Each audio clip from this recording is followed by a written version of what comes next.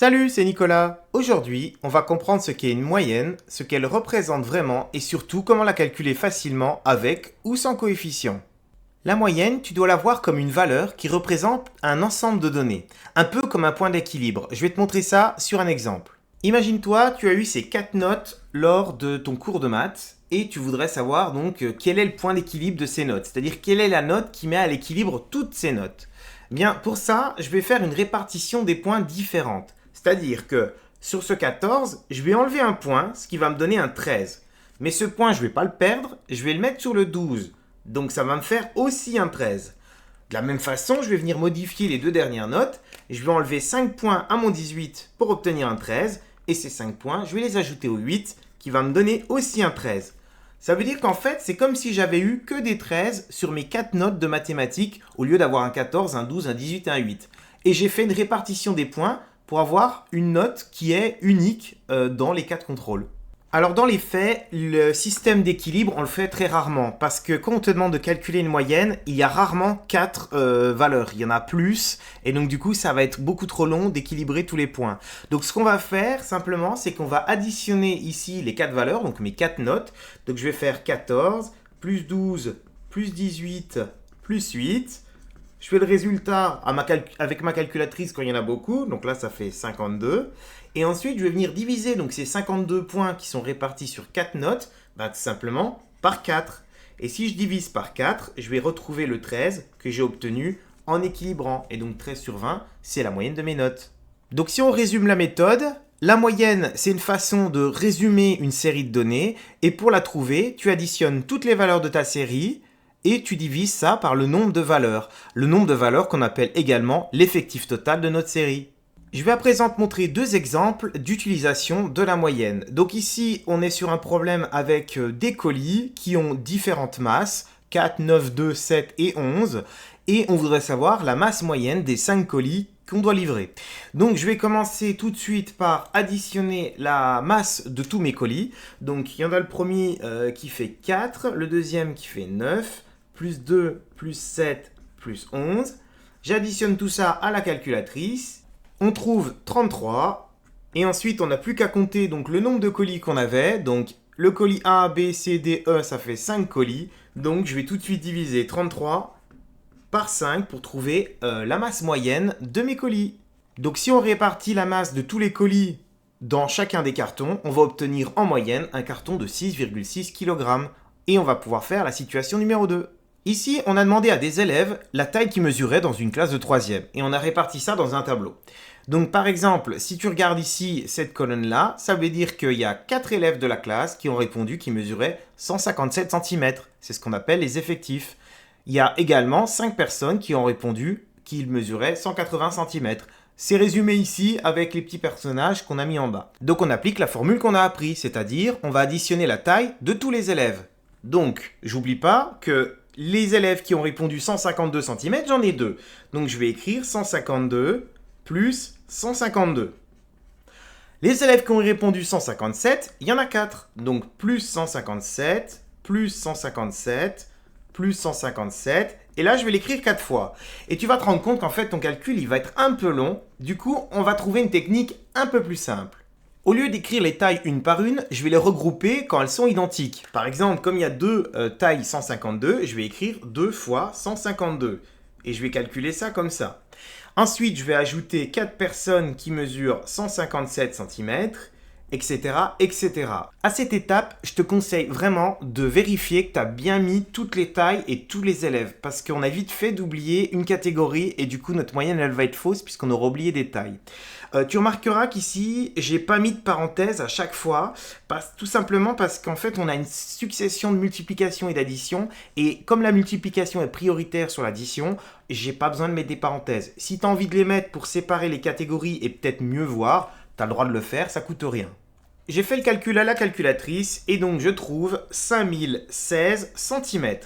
En fait, ça correspond, c'est un peu un nombre bizarre. Ça voudrait dire que je prends tous les élèves, je leur demande de s'allonger sur le sol, je les mets les uns derrière les autres, dans le sens de la longueur, et je vais obtenir 5016 cm. Et donc là, ce que je vais faire maintenant, c'est diviser ce nombre par le nombre d'élèves que j'ai dans cette classe, en tout cas qui ont répondu au questionnaire. Donc je compte, j'en ai 2 qui ont répondu 1m52, plus 4 qui ont répondu 1m57, etc., etc. Je vais écrire tout le calcul. Ce qui me donne un total de 30 élèves. Il me reste plus qu'à diviser la somme de toutes les tailles par l'effectif total, donc les 30 élèves, et je vais trouver ma taille moyenne dans cette classe. En faisant le calcul à la calculatrice, j'obtiens 167,2 cm. Ça va être la taille moyenne de tous mes élèves, comme si tous mes élèves avaient la même taille dans ma classe de 3e. Alors ce type de moyenne qu'on vient de faire dans le deuxième exemple, c'est ce qu'on appelle des moyennes pondérées. Pondérées, ça veut dire qu'on met du poids. Alors qu'est-ce que ça veut dire mettre du poids? Ça veut dire simplement que chaque valeur va compter plusieurs fois. Par exemple ici le 152, il a un poids de 2. Le 162, il a un point de 5. Et là, ça génère pas mal d'erreurs chez mes élèves parce que beaucoup oublient de prendre en compte l'effectif et au lieu de faire 152 x 2, 157 x 4, etc., ils ont tendance à faire 152 plus 157 plus 160 plus 162 comme si chacune des valeurs comptait qu'une seule fois, comme dans l'exemple des colis. Donc il faut bien se méfier, si tu vois la ligne effectif, ça veut dire que ta valeur, il va falloir la prendre en compte plusieurs fois. Alors pendant que j'aborde les erreurs, je vais en profiter pour aborder les erreurs de calcul. Donc je passerai sur les élèves qui, en mettant tout sur la calculatrice, ça peut m'arriver aussi, vont trop vite et à la place d'une addition quelque part dans le calcul, vont mettre une multiplication. Ils vont obtenir un résultat ici qui est énorme du coup, puisque ça ne correspondra pas du tout à la somme des tailles de tous les élèves. Et en divisant par 30, normalement, tu devrais te rendre compte qu'il y a un problème. Parce que si tu trouves une taille moyenne, je ne sais pas moi, imaginons de 2000 cm, ben là tu vas te dire, c'est pas possible. Puisque tu sais que le 2000 cm, il est censé représenter la taille moyenne d'un élève. Un élève qui fait 2000 cm, se dire qu'il fait 20 mètres de haut, c'est simplement pas possible. Donc c'est pas parce que tu es en train de faire des maths qui sont un peu abstraites qu'il faut y perdre la notion de réalité et se dire à un moment donné il y a un problème. Dans ce genre de situation, tu reprends ta calculatrice et tu vérifies 2 fois ton calcul. Et une autre source aussi d'erreur, toujours dans les calculs, c'est l'élève qui utilise mal les parenthèses, ou en tout cas qui fait les calculs tous les uns à la suite des autres. Tu vois qu'ici, j'ai fait d'abord la somme de toutes les tailles, puis le nombre d'élèves, puis ensuite j'ai divisé. Il y a des élèves, ils se disent, je vais tout faire d'un coup. C'est-à-dire que à la fin de leur calcul, ici, ils mettent divisé par 30. Parce qu'ils ont fait le calcul des 30 élèves, ils divisent par 30. Sauf que si je l'écris comme ça sur ma calculatrice, t'es sûr que tu ne vas pas obtenir ça. Pourquoi? Parce que la division, elle est prioritaire sur toutes les additions qu'il y a avant. Ça veut dire que si tu fais ça, tu es en train de faire donc, toute ta suite de multiplication, puis ensuite 5 fois 180 divisé par 30. Et le divisé par 30, il fonctionne que pour le dernier calcul. Donc si tu veux faire le calcul en une fois, chose que je ne te conseille pas, t'oublie pas de mettre des parenthèses sur tout le début, puisqu'il faut diviser tout le calcul, et pas uniquement le dernier. Pour que tu puisses t'entraîner, je t'ai préparé 2 exercices, un avec une moyenne classique et une autre avec une moyenne pondérée. Je te laisse mettre la vidéo sur pause, je fais la correction juste après. C'est parti pour la correction de l'exercice 1. Donc ici, on me donne les temps que passent des élèves sur les réseaux sociaux. Alors, on n'a pas interrogé beaucoup d'élèves puisqu'il n'y a pas beaucoup de valeurs. Donc, on va commencer par additionner tous ces temps en minutes. Donc, on va commencer par 135 plus 82 plus, et on va faire la suite. Au bout du compte, la calculatrice me donne 963. Alors, ce sont des minutes, puisque c'est les minutes passées par mes étudiants sur des réseaux sociaux.